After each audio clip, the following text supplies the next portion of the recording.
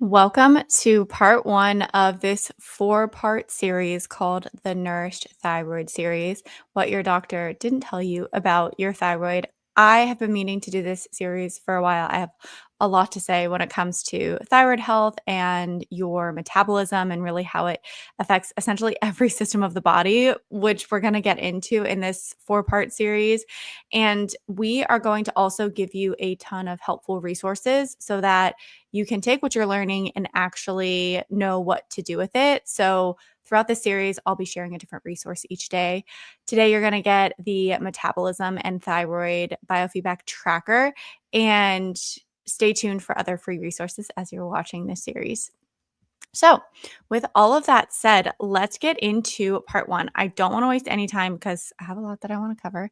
And so, what we're really going to be talking about in this first part is just kind of an overview of really what the thyroid does and why it's so important, why it matters for your energy, your digestion, your hormones, your skin, even things like your fertility. Oftentimes women don't connect the health of their thyroid and their metabolism to these other symptoms because they seem so unrelated. But I'm going to show you exactly how they are related, and things will really, really start to click for you, especially if you're somebody who hasn't been able to get answers or really been able to see improvements with your symptoms with the things that you're maybe currently trying.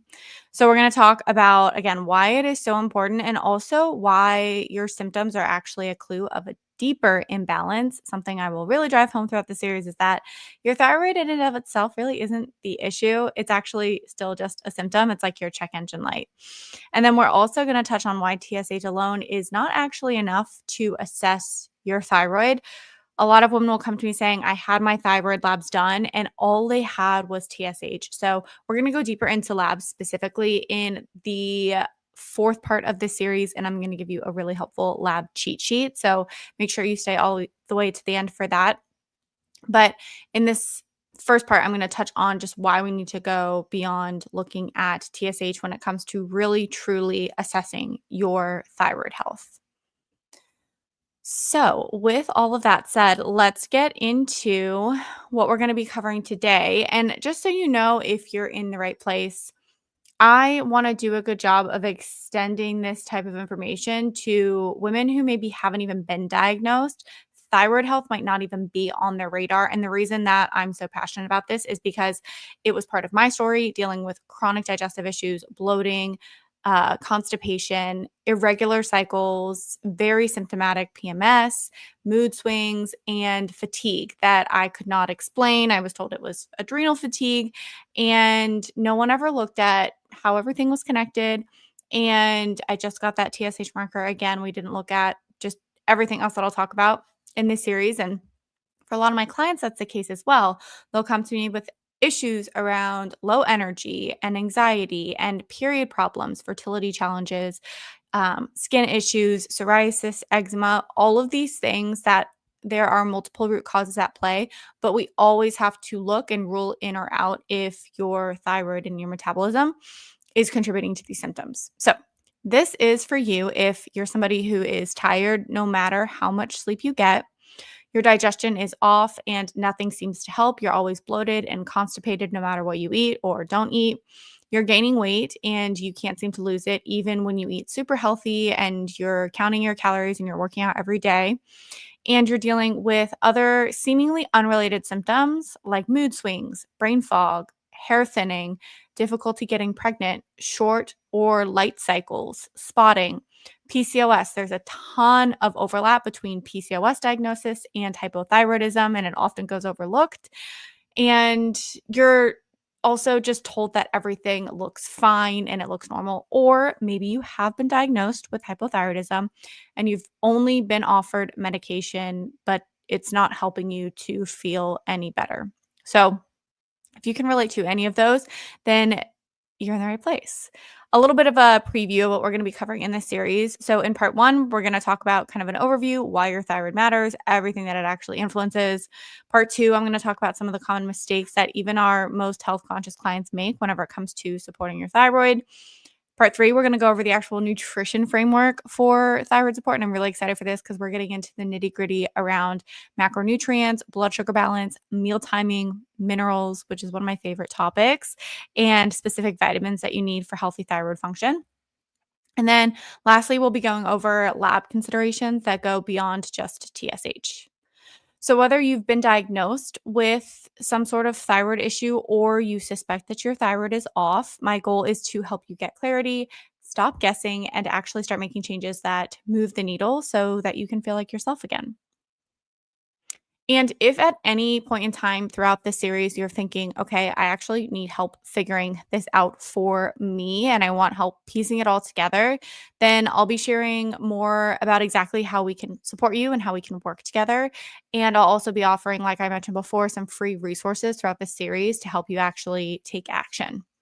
So let's dive in. First, a little thyroid 101. What actually is the thyroid? Your thyroid is basically a small gland in your neck, but it does a lot. It's technically an endocrine gland, which means it makes hormones. But when we think of hormones, usually we're thinking about things like estrogen and progesterone and testosterone. Your thyroid gland actually produces hormones as well. And thyroid hormone receptors are found in nearly every single cell in your body. So it makes sense that it influences a lot of different systems. And it also makes sense that we wouldn't really want to remove our thyroid altogether, which I see that as a form of treatment a lot in the conventional world because they're like, oh, it's not working. Let's just get rid of it. But you can see how that could lead to a lot of other downstream issues. And then, most importantly, your thyroid sets the metabolic pace, meaning it determines how much energy your body makes and uses for very essential systems. So it goes beyond just what we think of in the traditional sense of metabolism as being related to your weight. It impacts your brain health and your mood, your blood pressure and your heart rate, your digestion and your nutrient absorption, your detoxification and liver function, your hormone production, ovulation, fertility, your hair, your skin, and your nail health, and your body temperature regulation. And this is really just scratching the surface with all of the different things that it influences. But these are the ones I like to highlight because they are connected to a lot of the symptoms that I work on clients with around fatigue and constipation and bloating and reflux and low moods and anxiety, difficulty getting pregnant, period problems, irregular cycles, light cycles, short cycles, heavy periods, and weight gain that will not budge no matter what you do. Now, one of the ways that I like to approach thyroid health is a little different in that whenever it's off, whether we're looking at this through labs or through some of the symptoms that I'll describe to you, it's still just a symptom of a deeper imbalance. So, to address and support the thyroid, really, we're not necessarily looking at the thyroid by itself. Yes, we want to support the thyroid, but we are also going one layer deeper to figure out what is causing it to shift in the first place. So, I'm going to talk about some of those common triggers that we see, but just know that it is not the root cause. So, if you've thought, oh, well, I have low energy or I can't lose weight because I have a thyroid issue, there's actually more to that story. I want you to think of it as kind of that check engine light on a car or your SOS signal from the body. So it comes on whenever something else is going on. And usually that something has been brewing for a while. Thyroid issues don't just happen overnight or for no reason. And we see that time and time again with our clients. So let's talk about some of the signs and symptoms your thyroid actually needs support. And again, I just have to emphasize this is even if you've been told your thyroid looks normal, if you're dealing with these things, then your thyroid needs support and your metabolism definitely has slowed down to some extent. So it can feel like almost everything relates to your thyroid because of, again, how many systems are actually impacted. But it makes sense because of kind of this cascade effect that your thyroid has down. So I'll break this down for you so you can kind of understand how it's all connected. So as your thyroid slows, so do other processes in your body and really anything that requires energy. So metabolic pace slows down and your body starts to make less energy. And this starts in the brain and basically signals to all of those other systems and glands that things need to slow down. So we see this as digestion slowing down, You might experience indigestion, bloating, constipation. You're not making enough stomach acid. You're not making enough digestive enzymes to properly break down your food. And this alone puts a lot of stress on the gut, which can then lead to different types of gut bacteria imbalances, small intestinal bacteria overgrowth, candida, things like that. So that's the first thing. And then next, we see the liver really getting overloaded. One, because of that stressed out gut and the increased toxic load within the gut. That is the job of the liver to help to detoxify that. And so it makes it harder to clear those things out. And it makes it harder to clear, especially excess estrogen. And this is when we see things impacting our skin, our sleep, our cholesterol. We need a liver to help metabolize cholesterol and also to metabolize other hormones like estrogen. So we get those imbalances downstream as a result of the liver kind of getting back up and not being able to do its job. We also see a lot of blood sugar issues, and this is because the body has a harder time taking up glucose from the blood, and this can lead to blood sugar crashes and blood sugar highs. So you're riding that blood sugar roller coaster. You might feel more shaky, hangry, irritable, anxious, have cravings, have sleep issues. Blood sugar imbalances can show up in a lot of different ways, but this is a direct impact of, again, that metabolic pace slowing down. And then other hypothyroid symptoms start to show up. So, brain fog, you have difficulty concentrating, you forget why you walked in the room, you feel just super lethargic and have a hard time remembering things. Hair loss and hair thinning, puffiness and swelling, especially around the face or the eyes in the morning. That is a huge red flag pointing towards hypothyroid. Feeling cold all the time, even when everybody else is totally fine. It's the summertime, it's 80 degrees, but you still need a sweater.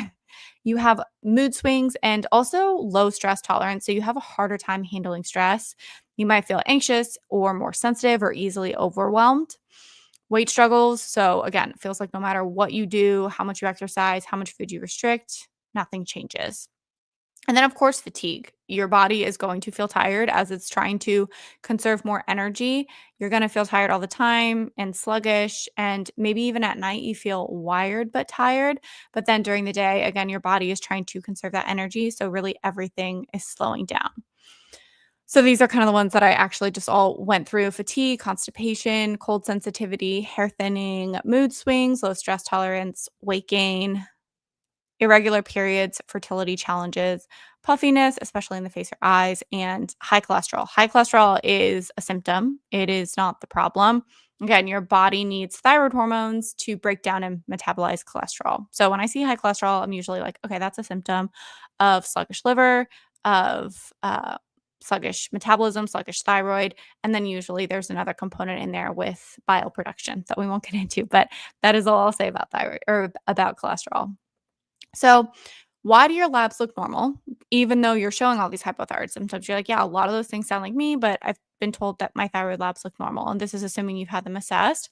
And this is because there's a huge difference in the conventional versus functional optimal approach to thyroid health. Within the conventional world, we're looking at quote unquote normal thyroid function. And that's on a very, very large spectrum. So if you are very out of range on one end, you're hypothyroid. And if you're very out of range on the other end, you're hyperthyroid, which is when everything speeds up essentially. So the opposite of hypothyroidism. But when it comes to looking at functional thyroid health, we want to look at all of the in betweens because we don't just want to wait for things to be completely out of range to the point where you're diagnosed with a disease or you need a medication to manage this. We want to really catch things before they are so far out of range that you're feeling absolutely terrible and, again, need that medication. So, this is where we're looking at things on a more narrow type of spectrum. And we can see normal thyroid function is within a much smaller range. And we'll go over lab markers more in depth in part 4, but what I'll share is an example of TSH being measured. So TSH optimal would be between 1.0 and 2.3, 2.5, but with the conventional range it's much larger. So they're looking at between like 0.8 and 4.5. So you could be at 4.0 and still be considered quote unquote normal, but you would be very, very hypothyroid in that sense. So We're looking at this more narrow, kind of optimal range. We don't want to wait for things to slow down, and we don't want to wait again for things to get too hyper, which we're not talking a lot about hyperthyroidism in this series in particular, but it can also be triggered by a lot of the things that I'll share. So, know that there is a lot of in between that we're looking at. And what we really evaluate when we're looking at this with clients is, are they in this low normal kind of thyroid function state? Another thing that we look at, we'll talk about this again with the lab testing in part 4, is cellular hypothyroidism. And that's where we look at your mineral tests to see how your thyroid is functioning on a cellular level. And then also, you might have some antibodies. So, a lot of clients don't even get their antibodies tested unless TSH is out of range. But we test antibodies and we can see if some of them are present. Then we want to look at that right away, and we want to support those antibodies to lower them, which you have so much control over lowering antibodies. And so, this is something, again, that we're working to optimize. The other connection, kind of on this nerdy note that I'm going down, is between all of the different systems of your body that impact your hormones. So I just wanted to call this out because if you've ever been told that your symptoms are due to cortisol imbalances or adrenal issues, or maybe you have estrogen dominance because you have heavier periods, or you have hypothyroidism, right? So we're talking about sex hormones, we're talking about thyroid hormones, and we're talking about adrenal hormones, which is where cortisol comes from. This is because of the adrenal ovary thyroid axis, or the OAT axis. So all of these different areas communicate with one another. And again, we can't treat each one separately. We have to look at them all together. But without one of these being supported, this stool essentially would be falling over. So we need all three supported. So let's talk about why things shift with your thyroid in the first place. Your thyroid doesn't just get off for no reason, it responds to stressors. And these stressors can be real or perceived. So I like to think of your thyroid like a thermostat, which a thermostat responds to temperature changes, right? If it's colder in the room, then the thermostat is going to kick on to warm things up. So it's always adapting and reacting to that temperature, just like your thyroid is reacting to the environment and to those stressors. So it detects these stressors in and on the body, and it adjusts accordingly. Usually it's a combination of factors, but when you can actually pinpoint which ones are relevant for you, you'll be able to have a more root cause targeted approach to supporting your thyroid. So, what can actually trigger thyroid issues in the first place or cause it to shift? And this could be very slowly over time. It doesn't have to, again, happen overnight.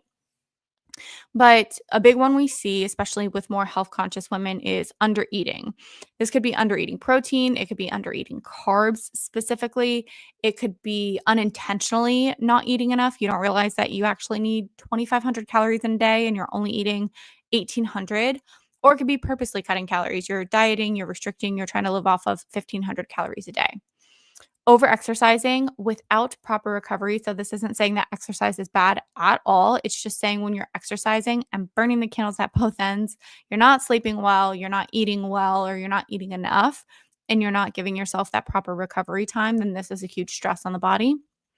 Excess inflammation, which can be driven by a lot of different areas. It can be driven by gut inflammation from food, from certain supplements. I see people supplementing with iron as an example, which can drive up inflammation, or certain medications can drive up inflammation, or it can be coming from your environment. And then high cortisol and chronic stress. Sometimes we don't even realize that this is chronic stress because we're just so used to being in that fight or flight state and go, go, go all the time. But stress can also be what we think of typically mental, emotional stress. And it could be blood sugar stress. You're riding that blood sugar roller coaster, or it could be physical stressors like not sleeping enough, under eating, over exercising, etc. Another big one that we see with our clients is yo-yo dieting, or losing weight, and losing weight pretty quickly.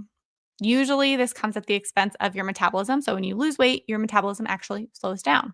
So, we can see that reflected with the thyroid markers that we run. And then gut imbalances. So, this could be a gut infection, it could be parasites, it could be small intestinal bacterial overgrowth, or it could just be low stomach acid leading to the poor absorption of your food. And that leads to a lot of vitamin and mineral deficiencies.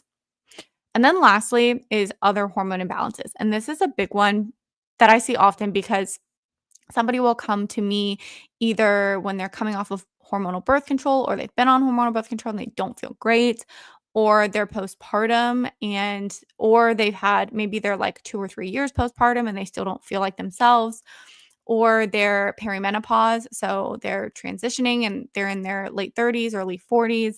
All of these things are whenever your hormones are shifting. Or another one I'll say is puberty. So kind of I guess the 4 Ps would be puberty, perimenopause, postpartum, and pregnancy. And then obviously being on hormonal birth control, you're getting synthetic hormones in your body. So all of these shifts will cause shifts in your hormones, and then that leads to shifts with your thyroid. Now, unfortunately, a lot of the conventional approaches, like I said, just look at TSH and then they prescribe you with medication. That's essentially all you're going to get.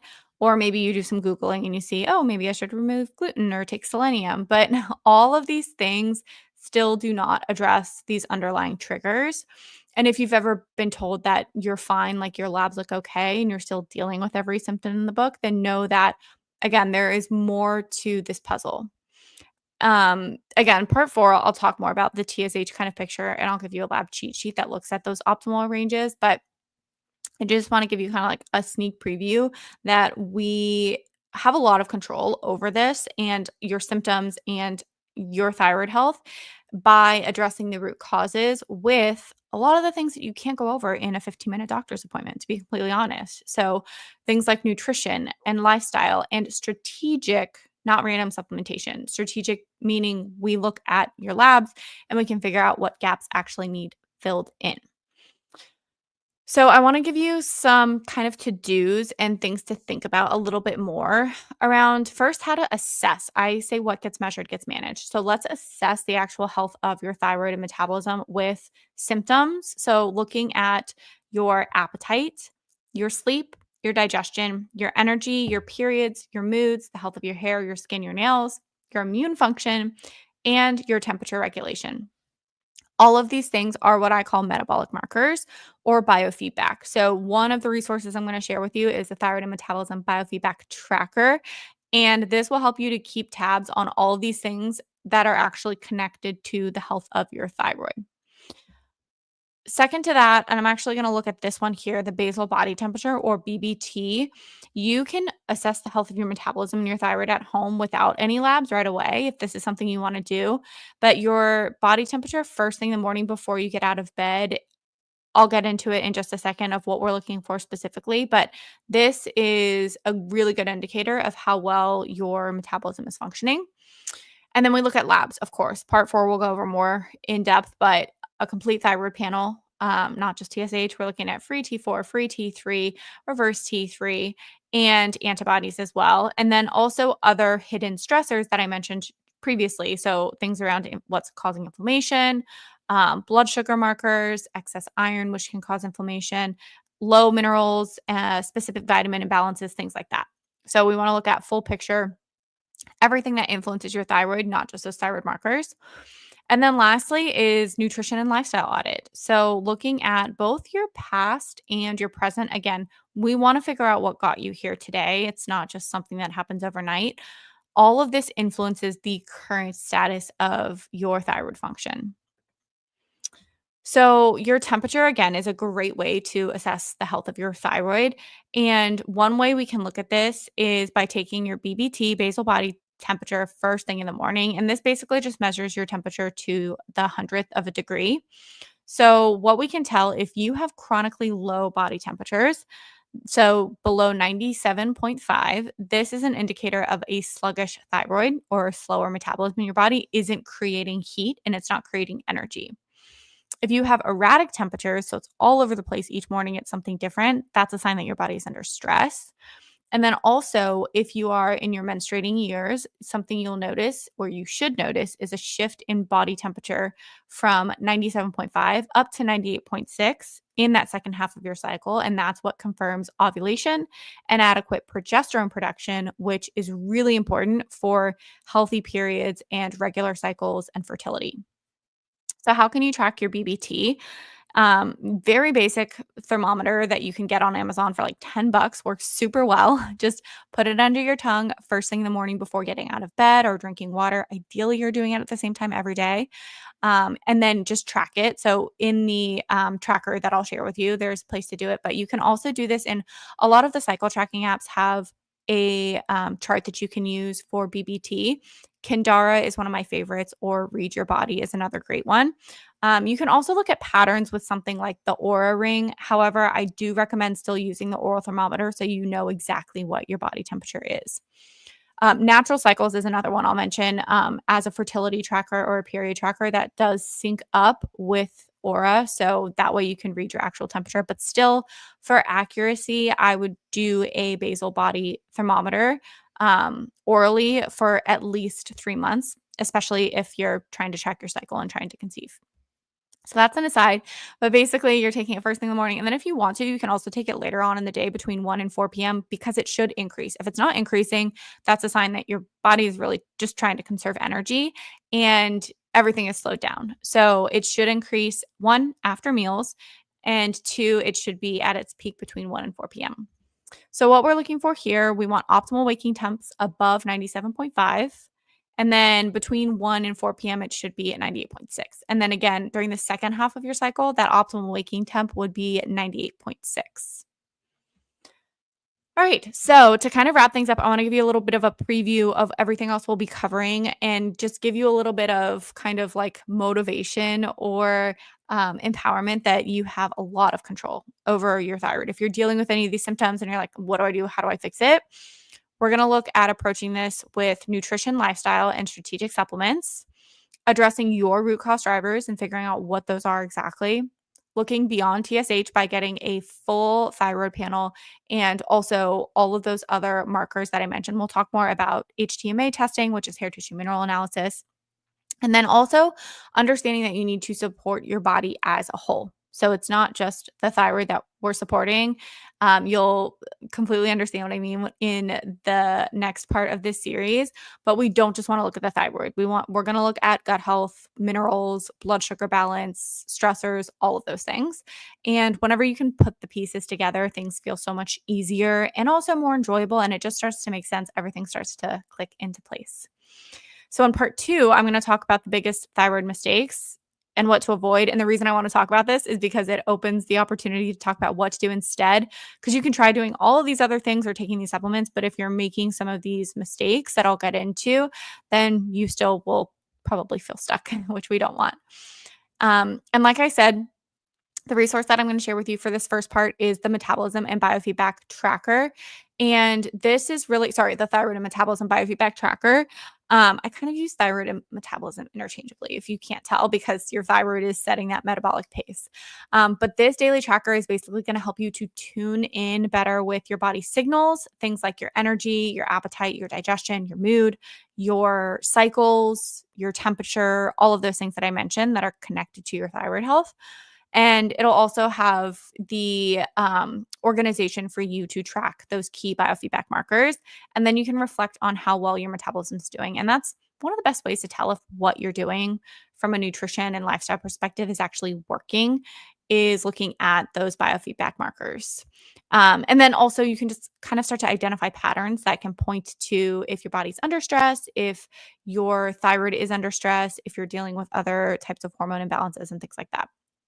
And this is one of the tools that I use with a lot of my clients in the beginning when we're just gathering data, assessing and measuring to kind of piece together the why behind their symptoms. And it is a super powerful first step in understanding what your body needs. So you can grab this for free. If you want to just DM me on Instagram at Meg Crozier, NTP, the word tracker, I will send it to you. Or if you want to, I'm going to link it up under this video after the recording is uploaded and you can download it there.